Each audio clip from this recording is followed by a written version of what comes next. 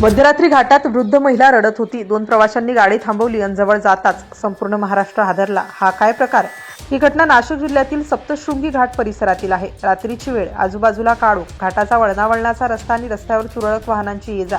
अशाच वेळी कळस पॉइंट जवळून काही वाहने पुढे जात होती। अचानक रस्त्याच्या कडेला कुणीतरी रडत असल्याचा आवाज काहींच्या कानावर पडला। मात्र रात्रीचा तो काळोख आणि निर्मनुष्य परिसर पाहून अनेकांनी गाडी थांबवली नाही, कारण घाटात मध्यरात्री एखाद्या अनोळखी व्यक्तीजवळ जाण्याची भीती कोणालाही वाटू शकते। पण त्या रात्री 2 तरुण तिथून जात होते। त्यांना हा आवाज ऐकू आला आणि त्यांनी गाडी थांबवण्याचा निर्णय घेतला। त्यावेळी त्यांना कल्पनाही नव्हती की काही क्षणात त्यांच्यासमोर एक असं दृश्य उभं राहणार आहे जे ते आयुष्यभर विसरू शकणार नाहीत। नांदूर येथील राहुल अहिरे आणि गोरख भोये हे दोघे सप्तशृंगी गडावर BVG कंपनीत काम करतात। रात्री दोघे काम आटोपून घरी परतत होते। घाटातून जात असताना त्यांना रस्त्याच्या कडेला एक वृद्ध महिला दिसली। जवळ गेल्यावर तिची अवस्था पाहून दोघेही हादरले। ती महिला रडत होती, तिच्या चेहऱ्यावर भीती होती आणि ती अत्यंत असहाय्य अवस्थेत होती। सर्वात धक्कादायक बाब म्हणजे ती महिला स्वतःहून नीट चालवू शकत नव्हती। तिची अवस्था पाहून राहुल आणि गोरख यांनी क्षणाचाही विलंब केला नाही, तिला मदत करण्याचा निर्णय घेतला। पण आता प्रश्न होता, ही महिला इथे आली कशी? एवढ्या रात्री तिच्यासोबत कोणीच का नव्हतं? तिच्या कुटुंबातील लोक कुठे होते? हे प्रश्न त्या दोघांच्या मनात होते। राहुल आणि गोरख यांनी त्या महिलेला धीर दिला, तिला सुरक्षित ठिकाणी नेण्याचा निर्णय घेतला। रात्रीच्या वेळी तिच्यासाठी जवळच सुरक्षित ठिकाण म्हणजे नांदुरी गाव, त्यामुळे तिला नांदूर येथील मारुती मंदिरात आणलं। तिथे तिच्यासाठी चादर आणि सतरंजीची व्यवस्था केली। रात्रीचा काळोख दूर झाला, पण त्या वृद्ध महिलेच्या आयुष्यातील अंधार मात्र अजून संपलेला नव्हता।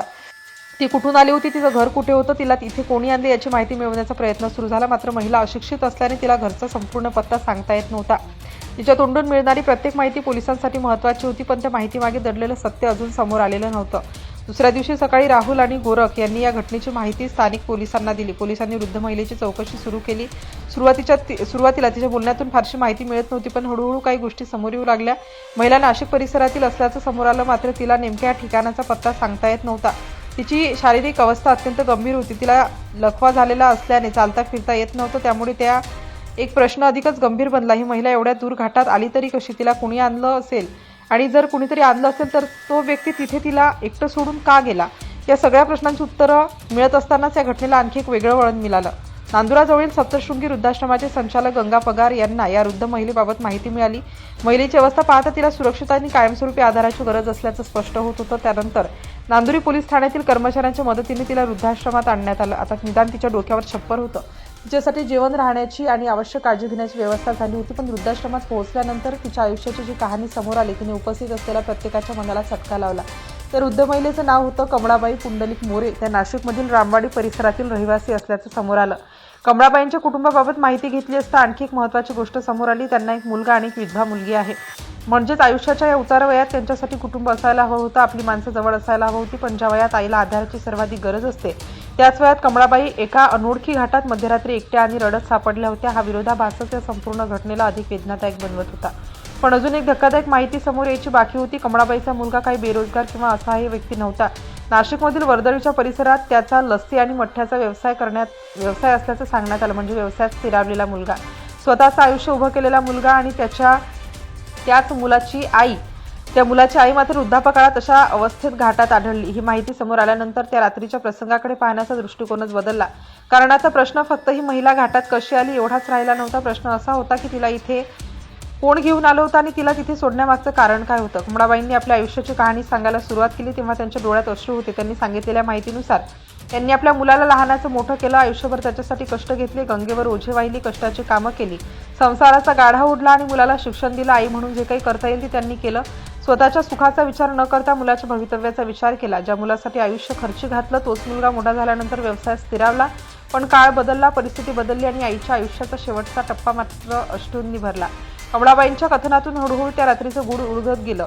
त्यांच्या म्हणण्यानुसार त्यांचा मुलगा त्यांना सांभाळण्याऐवजी मध्यरात्री घाट परिसरात घेऊन आला आणि तिथे सोडून निघून गेला। विचार करा, रात्रीची वेळ, अनोळखी आणि निर्मनुष्य घाट, चालता येत नसलेली वृद्ध आई आणि तिच्या जवळ कोणताही आधार नाही। अशा परिस्थितीत त्या महिलेची मानसिक अवस्था काय झाली असेल? त्या मदतीसाठी रडत राहिली, वाहने येत होती जात होती, पण कुणी थांबण्याची हिंमत करत नव्हतं। आणि शेवटी राहुल अहिरे आणि गोरख भोये या 2 तरुणांनी गाडी थांबवली। त्या 2 तरुणांनी जर त्यावेळी गाडी थांबवली नसती तर पुढे काय घडलं असतं याचा विचारही अंगावर काटा आणणार आहे। या घटनेत सर्वात जास्त वेदना देणारी गोष्ट म्हणजे कमळाबाईंच्या तोंडून निघालेले शब्द, आयुष्यभर ज्या मुलासाठी कष्ट केले त्याच मुलाकडून वृद्धापकाळात असा अनुभव मिळाल्याची वेदना त्यांच्या बोलण्यातून जाणवत होती।